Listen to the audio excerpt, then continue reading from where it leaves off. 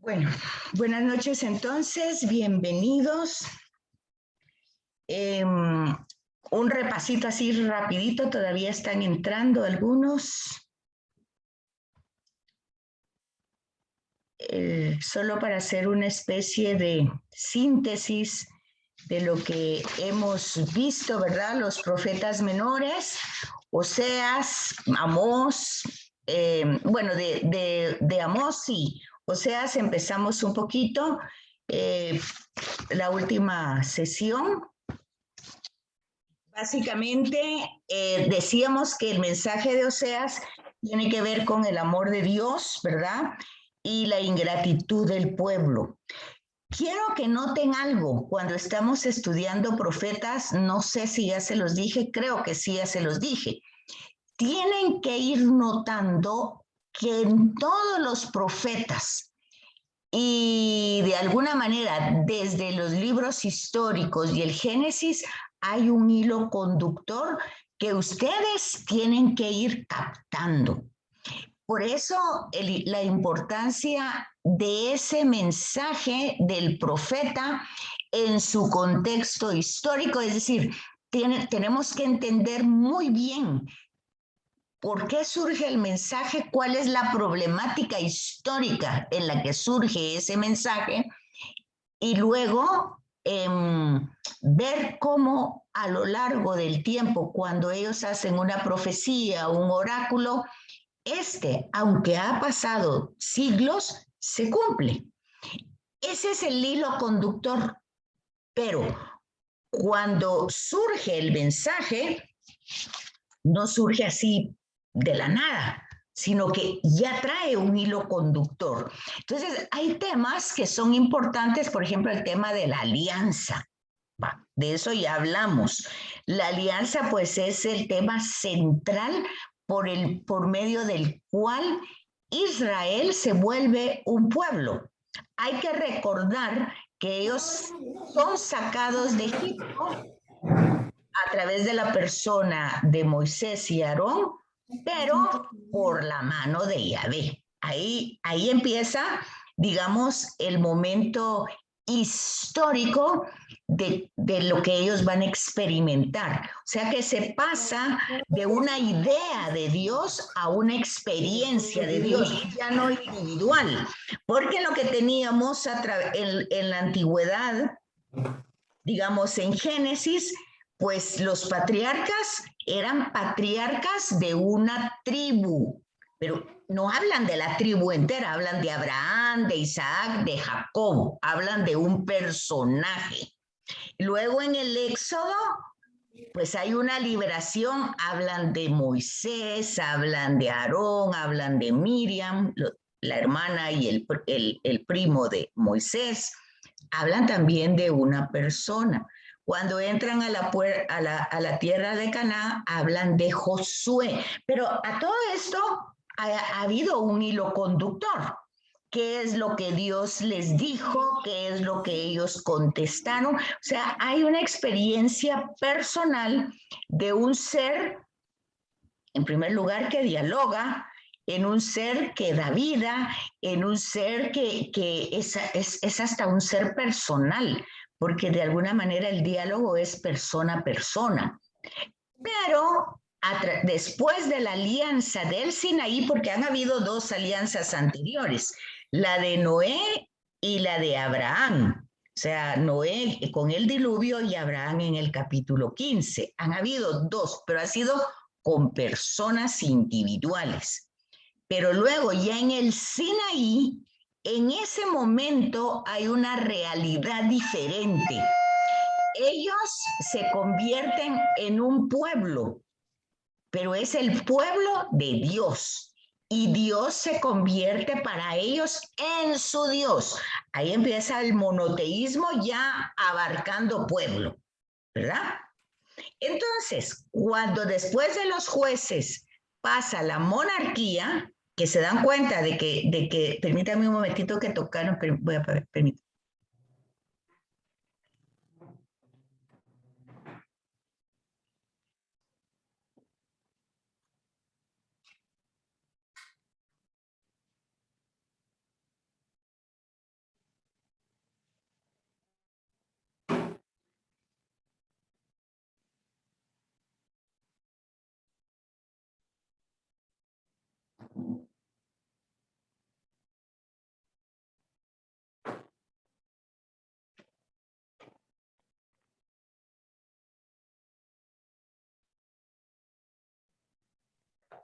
Perdonen, es que estaban tocando la puerta y no iban a abrir. Gracias. Bueno, entonces a partir de ese momento, ellos se convierten en un pueblo y ahí empieza el monoteísmo en todo el Éxodo. Luego cuando ellos entran ya ahí y empieza la monarquía, pues ya van a darse cuenta ustedes del problema histórico. El problema histórico, social, religioso, es que estos que entran en la tierra prometida, pues les atraen los cultos cananeos, o sea, los Baales. Entonces, ahí surge el profetismo, que decíamos que son dos instituciones, la monarquía y el profetismo, dos instituciones. Anteriormente, en los libros históricos, vamos encontrando profetas individuales, dijimos, como Elías, Eliseo, Natán.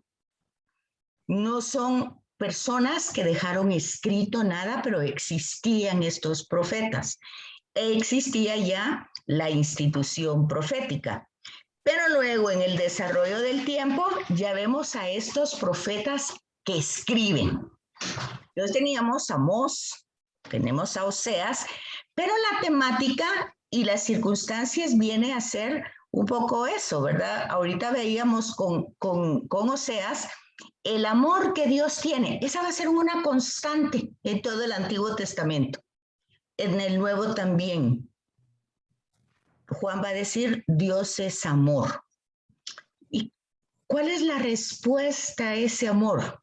En el Antiguo Testamento tenemos a Israel que siempre se quiere ir con los Baales, que le atrae todos los cultos idólatras y que se aleja de Yahvé. Entonces, ese va a ser un tema en Oseas, el amor de Dios y la ingratitud del pueblo, o sea, de Israel. Otro punto es la alianza. Vean, esa alianza matrimonial es un tema importantísimo que hay que entenderlo hasta el Nuevo Testamento. Y nosotros cuando hablamos de iglesia, ¿qué es eso? Bueno, Dios es el esposo, o sea, Dios es el esposo, el pueblo es la esposa, o sea, Israel.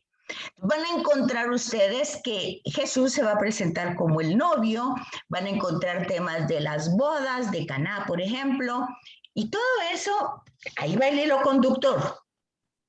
Ahí va el hilo conductor que va llevando esa realidad desde el Antiguo Testamento. O sea, ¿por qué crea Dios a la humanidad? Por amor, no hay otra razón. Porque si hubiera otra razón, entonces sería como parecido a los cultos paganos, ¿verdad? Que los dioses creaban a los humanos, era lo que ellos creían, para que les dieran culto, para tenerlos contentos, para tenerlos entretenidos. No es el caso de Yahvé, no es el caso del judaísmo, como tampoco es el caso del cristianismo. Entonces, la alianza matrimonial es otro tema importante. En Oseas se va a utilizar el tema del matrimonio como un tema recurrente en todo el libro. No se sabe exactamente si esto es porque es una historia real lo que le pasa a Oseas. Fíjense que todavía estoy aquí con Amós. Con Oseas, en el contexto histórico-social, no se sabe, los estudiosos, no se sabe si es una alegoría o si es una historia que en esa historia él puede ver como un paralelismo la historia que él está viviendo con la historia de Dios e Israel. Entonces se podría hacer como una especie de experiencia personal que le hace comprender el amor de Dios y le hace comprender la ingratitud de Israel, si fuera el caso de que fuera una historia personal vivida, ¿verdad? Una historia real, por decir así. Puede ser que sea simplemente una alegoría. ¿En qué se diferencia una alegoría a una parábola? Estas son dos formas de géneros literarios. La parábola deja como toda la enseñanza a la imaginación, o sea, se cuenta algo, pero luego cada cosa o cada palabra o cada mensaje puede tener muchos mensajes o uno solo que traiga el hilo conductor, se va desarrollada por la propia imaginación. Es como cuando ustedes ven una película y en esa película no hay final, sino que ustedes pueden escoger el que más le agrade. Generalmente la gente se disgusta, ¿verdad? Porque ella quiere ver el final feliz, pero a veces no lo hay, ¿verdad? Entonces, la realidad de la narración. Cuando se dice que es una alegoría, es que se va explicando. Por ejemplo, él explica que Dios le envió o le ordenó, primero en su vocación como profeta, casarse con una prostituta. Y casarse y tener hijos y ponerle nombre a los hijos. Bueno, entonces ahí pues va esa idea que va así como inmersa en el mensaje del tema del monoteísmo, ¿verdad? Como haciendo una analogía con el pueblo. ¿Cómo es posible que con tanto amor es esta realidad de este hombre que se casa con esta mujer, pero ella no, ¿verdad? Ella tiene una forma muy libre de relacionarse y causa mucho dolor y mucho sufrimiento a Oseas. Entonces, en el fondo ahí está el monoteísmo como tema importante, ¿verdad? Utilizando símbolos, el culto interior. ¿Cómo es ese culto interior? Pues algo que salga del corazón. Van a encontrar ustedes oráculos, por ejemplo, que dice, cambiaré ese corazón de piedra y lo convertiré en un corazón, pues, que de verdad sienta, ¿verdad? Porque lo que importa no es la alianza puesta en tablas de la ley, sino en el corazón de la persona, de las personas. Al menos ese es el monoteísmo real, el verdadero. No de diente a labio, como decimos nosotros, sino realmente una relación íntima, filial, o sea, filio, hijo, ¿verdad? Como de hijo a padre. Pero su crítica o su denuncia es que hay apostasía e idolatría. Entonces, el contexto histórico, pues estamos viendo siempre el tema del sur, si ustedes se dan cuenta. Vimos con Amós que él era del norte, pero o sea, norte es Samaria, es Israel, y él va a predicar, pues al revés, ¿verdad? Él era del sur y va a predicar al norte, a Betel. Y ahora aquí con Amós, con Oseas, vemos algo diferente, pero al mismo tiempo contemporáneo con Oseas y con Isaías. O sea que fíjense que son profetas que son contemporáneos, con algún tiempo de diferencia, ¿verdad? Y habíamos dicho que el lugar que se coloca en el canon no es cronológicamente el que le corresponde. Bueno, entonces, ¿qué más podemos decir como la introducción? ¿Cómo va siendo el contenido? Pues el contenido se va desarrollando de acuerdo a ciertas profecías que se van dando, a ciertos oráculos. ¿Y qué? Vuelve otra vez el hilo conductor. El pueblo ha sido infiel, ha roto la alianza. Entonces, algo va a pasar. ¿Y qué es lo que va a pasar?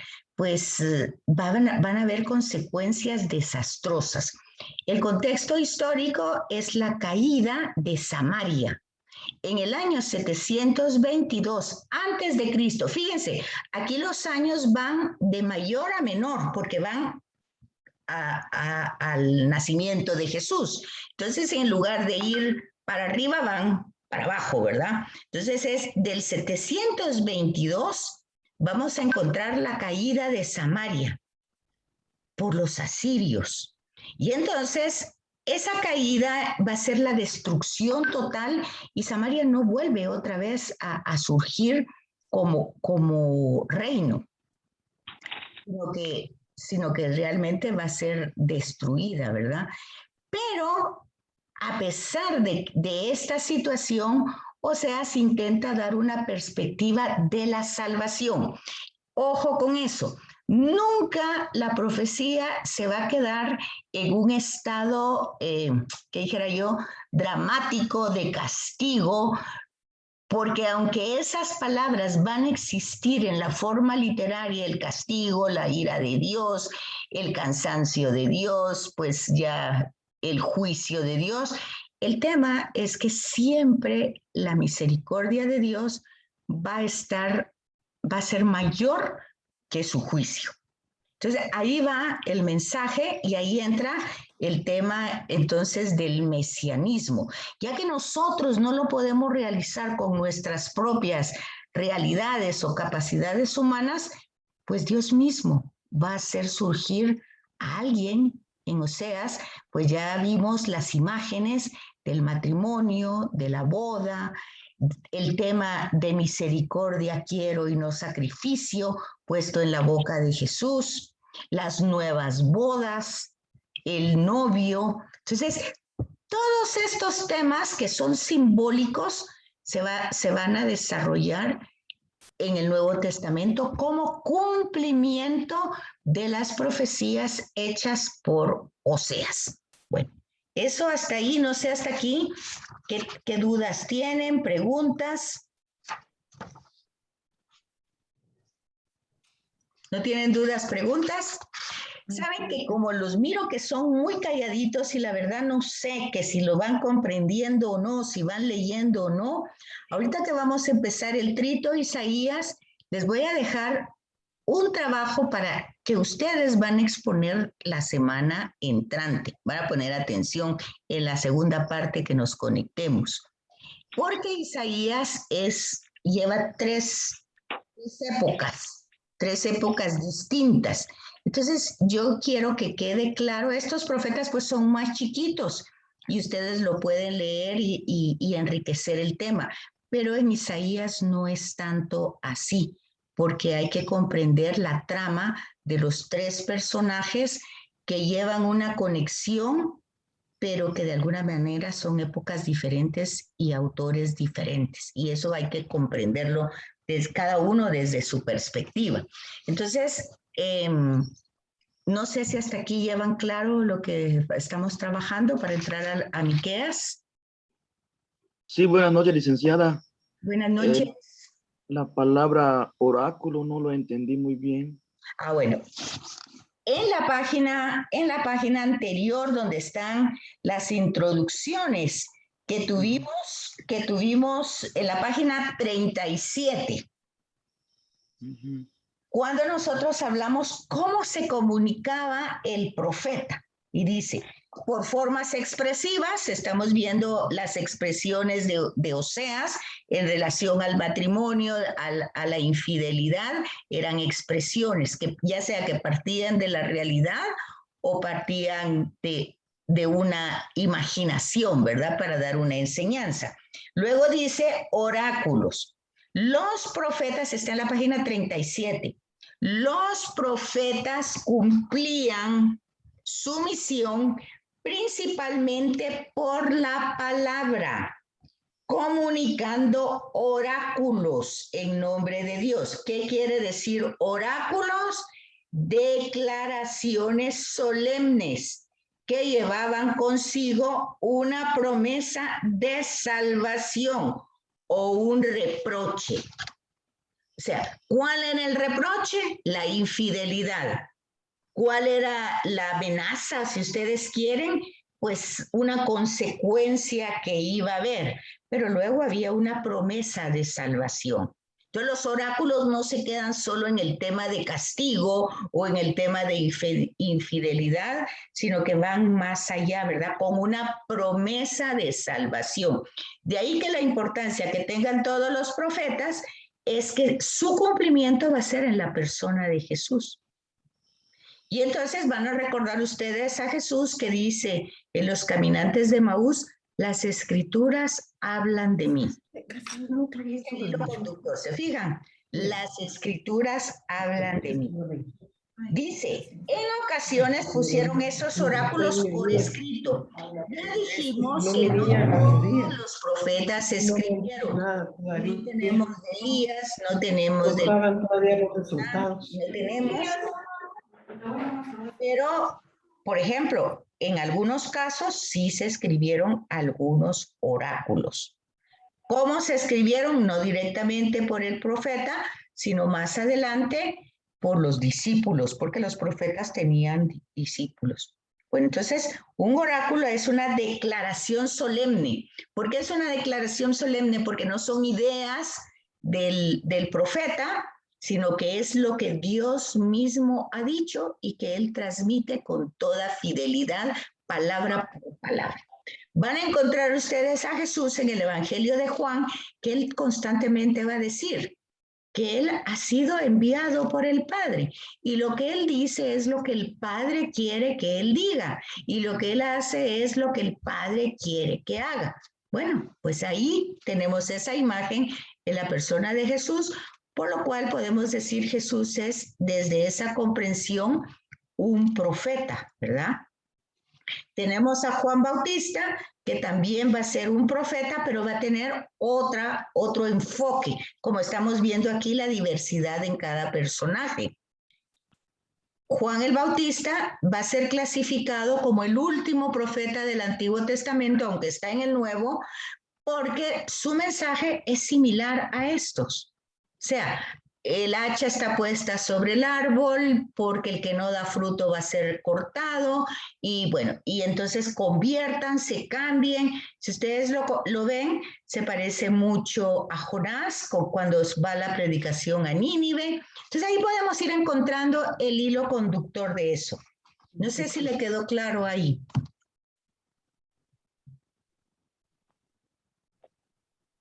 ¿Quedó claro? También hay acciones simbólicas que estamos hablando como Oseas. Al que preguntó, ¿está claro o no le quedó claro? ¿Tiene otra duda?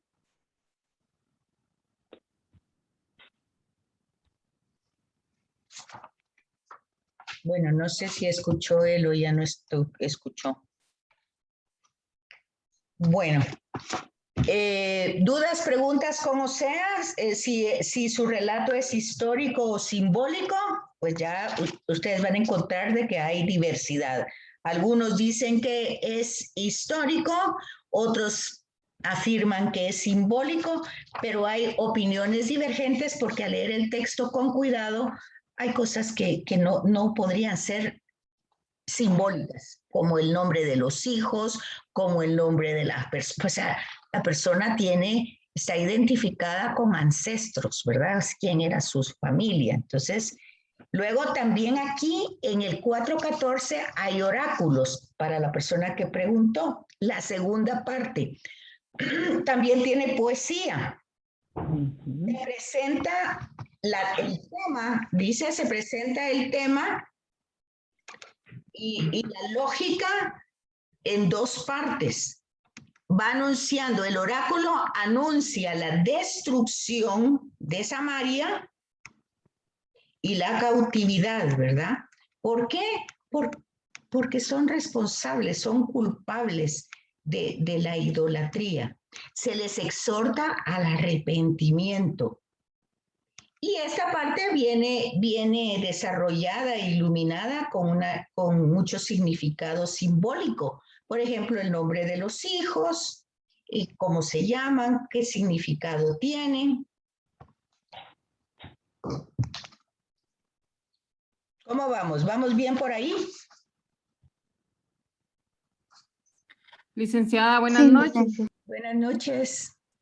Perdone, fíjese que a mí sí me está costando un poquito con el hilo conductor, porque no sé en qué momento, o sea, en qué parte del libro yo buscar el hilo conductor con el Nuevo Testamento. En el libro no, el libro conductor usted lo encuentra en la Biblia, no en el libro. Exactamente, pero digamos en el libro de Oseas, por ejemplo. Así como usted ahorita dijo que era, o sea, la infidelidad del pueblo, ¿verdad? El amor de Dios y la infidelidad del pueblo. Ese es uno de los temas y ese es un hilo conductor que empieza desde el Génesis. ¿Por qué? Porque Dios creó por amor a la humanidad. ¿Y qué hizo la humanidad representada por Eva? ¿Qué hizo? Pues escuchó más la palabra de la serpiente que la palabra de Dios y le creyó más a la serpiente que creerle a Dios. Entonces usted se da cuenta que ahí hay una ingratitud, por decir así. Ahí empieza. Y esa ingratitud va a seguir todo el tiempo hasta Jesús, hasta nosotros. Ese es el hilo conductor, pero no es el único. Entonces, ese es un tema, el tema de la alianza, el tema del monoteísmo. Es todo lo que les acabo de decir hace un ratito. Todos esos son los hilos conductores que van desde los textos hasta Jesús y hasta nuestra época. El culto, que lo hacemos de diente a labio, que en la iglesia somos una cosa y en la vida somos otra, que era lo que decía Juan Pablo II. No más divorcio entre fe y vida. ¿Qué significaba eso mismo? ¿Sí se fijan? El tema de que decimos Padre Nuestro, pero no tenemos una relación filial. ¿Qué quiere decir filial? Fraternal. Con ese ser al que llamamos Dios. Entonces, ¿en qué nos convertimos? En apóstatas, en idólatras. Si usted mira, por ejemplo, las lecturas del domingo, si no vamos a misa todos los días, ¿qué es lo que vemos? Pues vemos lo que les acabo de decir. Este personaje que Jesús le cura, porque es sordo mudo, ¿qué pasa con ese sordo mudo? Si no oye, no puede hablar. Pero eso es lo que ha pasado durante todo el tiempo con Israel, en el tiempo de Jesús. ¿Qué pasó en el tiempo de Jesús? Lo escuchaban y no le creían. ¿Y qué pasa con nosotros? La misma cosa. Entonces es un hilo conductor que va desde el primer momento, desde los profetas. ¿Qué dice la primera lectura de Isaías del domingo? Que Dios va a hacer surgir un Mesías y explica cómo va a ser, fue la lectura de Isaías. Luego está Jesús curando la sordera y capacitando a este hombre, liberándolo, pero luego tiene la lectura de Santiago. ¿Qué pasa? Nos dejamos llevar por las apariencias y si vemos a un personaje que está vestido elegantemente, le damos dentro de la iglesia, ¿verdad? Dentro del mismo templo, un lugar importante, mientras que alguien que lleva una apariencia, pues que a nosotros no nos guste o un olor que no nos guste, pues ya nosotros nos encargamos de descartarlo. ¿Qué es lo que dice el Papa hoy? La cultura del descartes. ¿Qué es? Entonces ese es el hilo conductor que va desde el principio hasta hoy, ¿o no? Entonces ustedes ven las tres lecturas junto con el Salmo el domingo y ustedes se dan cuenta, ahí está la promesa, ahí está la realización en Jesús y ahí está Santiago diciéndole al pueblo o a la comunidad, bueno, si son verdaderos seguidores hay que ser coherentes. ¿Sí se fijan? Y lo oímos nosotros, pero no nos parece que nos está hablando a nosotros, como que fuera algo que pasó hace muchos años, como que no tiene que ver con nosotros. Entonces hay como una dificultad. Entonces, cuando nosotros estamos estudiando esto, Nosotros tenemos que ir haciendo conciencia que esto no lo hacemos tanto para tenerlo en la mente, sino para, cuando estamos en la celebración litúrgica, nosotros entender ese hilo conductor que va desde el principio. ¿Y por qué es que vamos a hacer el trabajo de Isaías? Porque en Adviento se lee la mayor parte del tiempo Isaías y ya va a venir Adviento en noviembre ya. Entonces ustedes van a tener la oportunidad de terminar su curso litúrgicamente con las lecturas del domingo, que van a ser Isaías, Juan el Bautista y María. Básicamente son los personajes, pero son personajes que llevan el hilo conductor. En ningún momento, aunque sea Cuaresma, Adviento, tiempo ordinario, no rompen, sino que el hilo conductor va en forma lineal desde los personajes y tienen que llegar hasta nosotros. Bueno, esa es la idea del hilo conductor. No sé si me expliqué. Sí, licenciada, gracias. Bueno. Entonces decíamos que son el monoteísmo, que es un monoteísmo vivido desde el interior, ¿verdad? Acuérdense que el año litúrgico se termina con Cristo Rey. ¿Qué quiere decir eso? Que Él es el Señor de mi historia, que Él es el Rey de mi vida, que Él reina, que su voluntad es la prioridad. Entonces, eso tiene que ser una realidad. Y los profetas, esa es la denuncia, que dicen eso con palabras, pero que no lo realizan en las obras. Bueno, eso es en relación a Oseas. En relación a Miqueas, que tenemos aquí, pues el contexto histórico y social va a ser presentado, es contemporáneo, decíamos, de Oseas y de Isaías, Miqueas. ¿Qué quiere decir Miqueas? Pues de alguna manera representa la fuerza de Dios que moraba en él. Vean, aunque no cuentan el tema de su vocación como fueron llamados, porque acuérdense que Amós sí lo cuenta, ¿verdad? ¿Cómo fue llamado? Oseas tiene esa experiencia de vida que puede entenderse de esa manera. Sin embargo, Miqueas aquí predica en una época totalmente dramática porque es justamente la caída de Samaria en el año 722 por los asirios. Entonces, si está viviendo esa situación histórico-social, hagan una comparación ahorita con la pandemia, cómo la historia, la sociedad y la economía es afectada. Es afectada en este caso por un virus, pero luego vean ustedes cuando es un imperio que entra a dominar una realidad, pues hay muchas cosas que se vienen para abajo, muchas instituciones, muchas estructuras. Entonces,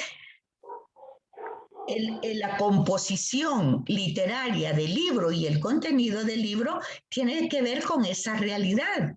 Entonces, su construcción va a ser diálogos entre Yahvé, el profeta y el pueblo. ¿Y qué es lo que hacen esos diálogos? Interpelar, cuestionar, para hacer una especie de conciencia en el pueblo, ¿verdad? Y a ver si con esa conciencia cambia. También hay peticiones, habla del dolor que se está viviendo, de la indignación. Fíjense que si ustedes ven a Miqueas, que es donde más información hay del Nuevo Testamento, porque imagínense ustedes, llega a Siria, invade. Acuérdense que en aquel tiempo las invasiones tenían que ver no solo con el dominio, sino quitaban a sus mujeres. El pueblo invasor se llevaba a sus mujeres, quitaba la tierra. La gente que tenía una tierra quedaba en un estado de pobreza y si eran de alguna manera intelectuales, pues o se los llevaban o los utilizaban siempre al servicio del imperio dominante. Entonces había mucho dolor. Eso no es único en la historia. En América Latina, pues se vivió toda esa realidad en la conquista. Si uno lee, pues algunos textos, se va a dar cuenta cómo el indígena pues se va a las montañas a morir. ¿Por qué? Le quitan la religión, le quitan a las mujeres, le quitan la tierra, ¿qué le queda? Entonces hay mucho dolor, hay mucha indignación. Pero el punto es aquí. Ahí es donde vengo y les quiero decir que es lo que ustedes tienen que observar. Esos acontecimientos históricos pues han sucedido y seguirán sucediendo siempre. Y muchas veces el profeta va a decir como parte de su denuncia que son consecuencias de nuestros propios actos. Pero, de todas maneras, eso no es ni una amenaza ni un castigo, sino es un momento de reflexión para cambiar. Y el tema de la conversión, el cambio, ¿verdad? Entonces, en este texto de Miqueas, pues se considera que han habido muchas, como dijéramos, muchas nuevas elaboraciones que se desarrollaron con el tiempo. O sea,